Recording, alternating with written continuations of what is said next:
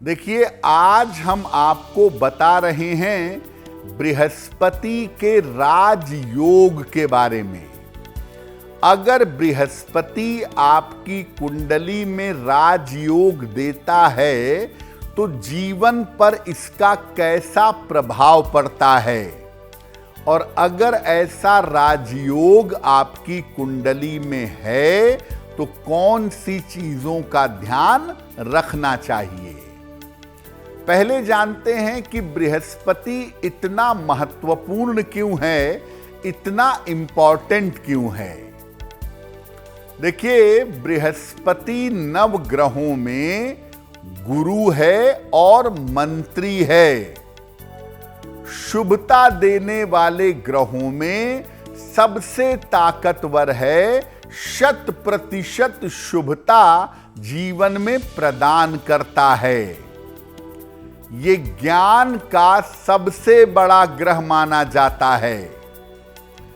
बृहस्पति धनु और मीन राशि के स्वामी हैं। कर्क राशि बृहस्पति की अत्यंत प्रिय राशि मानी जाती है। अगर बृहस्पति आपके लिए अनुकूल हैं तो इनके कारण आपको ज्ञान का और विद्या का वरदान मिल जाता है। आपके ऊपर ईश्वर की, गुरु की कितनी कृपा है, ये बात भी बृहस्पति बताता है। ये दैवीय कृपा की सूचना है। अगर बृहस्पति कुंडली में सही तरीके से आपको राजयोग देता है तो व्यक्ति महान बन जाता है। और बृहस्पति का सिर्फ एक राजयोग अगर आपकी कुंडली में है तो आप शीर्ष तक पहुंच सकते हैं। देखिए, बृहस्पति का मतलब है कि आपके ऊपर ईश्वर की कितनी कृपा है, आपके जीवन में शुभता कितनी है। ऐसे में अगर बृहस्पति राजयोग देते हैं तो आपके जीवन में ईश्वर की भरपूर कृपा होती है और जीवन शुभता और पवित्रता से भर जाता है। देखिए, बृहस्पति का जो पहला राजयोग है और सबसे ताकतवर, सबसे सशक्त राजयोग है, उसे कहते हैं हंस योग। ये बृहस्पति का पंच महापुरुष योग है। बृहस्पति जब कुंडली में कर्क राशि में हो, 4 नंबर में हो, धनु में हो, 9 नंबर में हो, या मीन में हो, 12 नंबर में हो, तो हंस नामक योग बनता है। इसके लिए बृहस्पति को कर्क, धनु या मीन में होना चाहिए, लग्न से केंद्र में। इससे व्यक्ति तपस्वी, विद्वान और ज्ञानी होता है। और ऐसे लोगों को बिना प्रयास के नाम, यश और सम्मान जीवन में मिल जाता है। जिनकी कुंडली में हंस योग होता है, ऐसे लोग राजनीति, कानून और शिक्षा के क्षेत्र में बहुत सफल होते हैं। और जिनकी कुंडलियों में हंस योग होता है, ऐसा देखा गया है कि उनके ऊपर ईश्वर की विशेष कृपा जरूर रहती है। अगर आपकी कुंडली में हंस योग है तो कृपा करके अहंकार से बचिए, क्योंकि अगर आप अहंकार करेंगे तो ये योग नष्ट हो जाएगा। दूसरा, ऐसे लोगों को हमेशा अपने खाने की आदत पर भी ध्यान देना चाहिए, क्योंकि ज़्यादा खाने की वजह से, अति पोषण की वजह से, ओवर न्यूट्रिशन की वजह से कभी कभी ये लोग बीमार पड़ जाते हैं। तो बृहस्पति का जो पहला पंच महापुरुष योग है, जो सबसे शुभ माना जाता है, उसे कहते हैं हंस योग।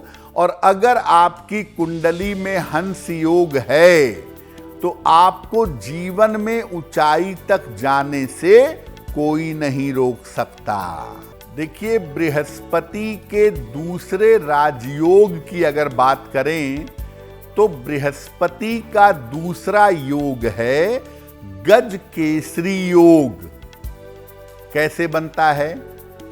अगर बृहस्पति और चंद्रमा एक दूसरे से केंद्र में बैठे हों तो गज केसरी योग कुंडली में बन जाता है। गज केसरी योग का मतलब है कि अगर ये कुंडली में हो तो ये सामान्य व्यक्ति को भी विशेष बना देता है। वैसे तो गज केसरी योग कहीं भी रहेगा आपको शुभता जरूर देगा, लेकिन ये योग कर्क लग्न, वृश्चिक लग्न और मीन लग्न में ज्यादा प्रभावशाली होता है।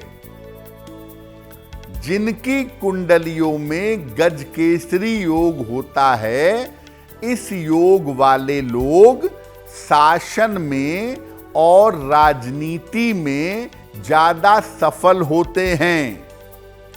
और ऐसे लोग जीवन के किसी भी क्षेत्र में जाएं, इनको सफलता अवश्य मिलती है।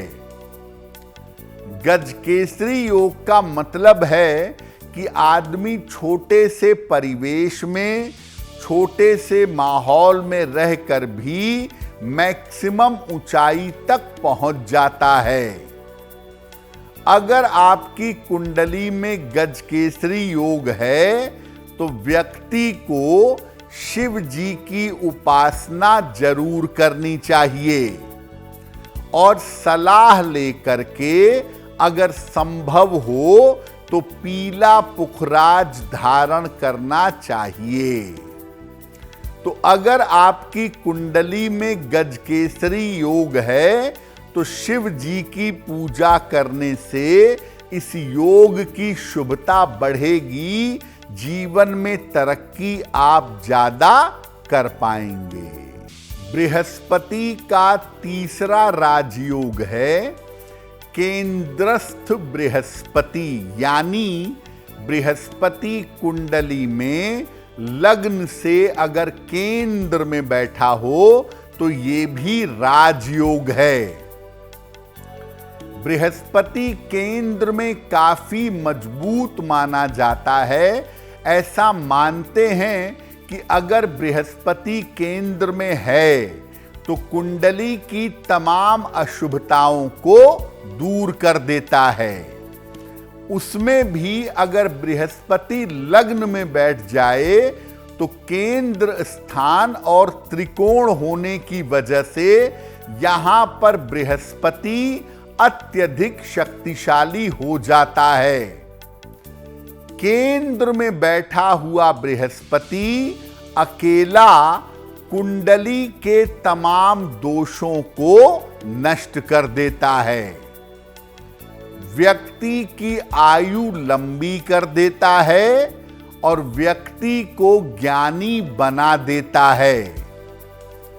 लेकिन मकर राशि में बैठा बृहस्पति उतना शुभ प्रभाव नहीं दे पाता। देता तो है लेकिन उतना नहीं दे पाता जितना देना चाहिए। अगर आपके केंद्र स्थान में बृहस्पति बैठा है तो नियमित रूप से मंदिर जाइए, नियमित रूप से धर्म स्थान पर जाकर प्रार्थना करिएगा। और अगर नियमित रूप से आप अपने मस्तक पर तिलक लगा सकें, माथे पर तिलक लगाना शुरू कर दें तो इससे बृहस्पति की शुभता बढ़ेगी और आपको और भी ज्यादा लाभ होगा। देखिए, बृहस्पति की शुभता जितनी ज्यादा है ना कि अगर वो कुंडली में राजयोग दे रहा है, शुभ स्थिति में है, तो पूरे जीवन को शुभता से, पॉजिटिविटी से भर देता है। लेकिन अगर बृहस्पति आपकी कुंडली में अशुभ है, अगर बृहस्पति कुंडली में निगेटिव है, तो उसे गुरु दोष कहते हैं। और बृहस्पति की अशुभता भी भयंकर होती है। अगर बृहस्पति अशुभ परिणाम देने लगे तो लंबी और गंभीर बीमारियां पकड़ लेती हैं। आदमी के ऊपर भाग्य का उतना प्रभाव नहीं रह जाता है और व्यक्ति जीवन में बार बार उतार चढ़ाव का सामना करता है। उसे किसी तरह की सुरक्षा और सपोर्ट नहीं मिल पाता है। तो बृहस्पति अगर शुभ है तो वो बहुत ज्यादा शुभता देगा, और बृहस्पति अगर अशुभ है तो वो बहुत ज्यादा अशुभता देगा। बृहस्पति की अशुभता को दूर करने के लिए या शांत करने के लिए सबसे अच्छा उपाय यही है कि ज्यादा से ज्यादा भगवान शिव की पूजा की जाए। अगर आप निरंतर भगवान शिव की पूजा करें तो बृहस्पति की अशुभता का फल आपको प्राप्त नहीं होगा। अगर आप मुझसे जुड़ करके अपनी समस्याओं का समाधान चाहते हैं और चाहते हैं कि आपकी समस्याओं को ज्योतिष के माध्यम से सुलझाया जाए, तो आप हमसे संपर्क कर सकते हैं, जुड़ सकते हैं एस्ट्रो तक पर।